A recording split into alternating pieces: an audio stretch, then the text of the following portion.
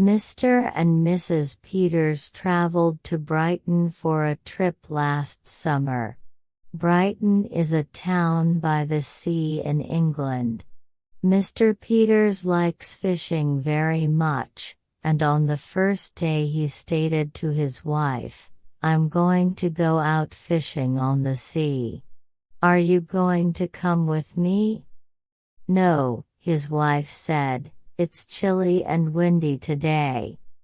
Mr. Peter went out in a boat alone and fished for several hours.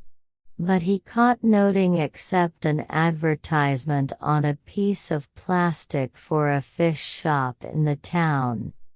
He walked back to the hotel and delivered it to his wife. "How did you catch that?" she asked him. "A diver put it on my hook," Mr. Peters answered.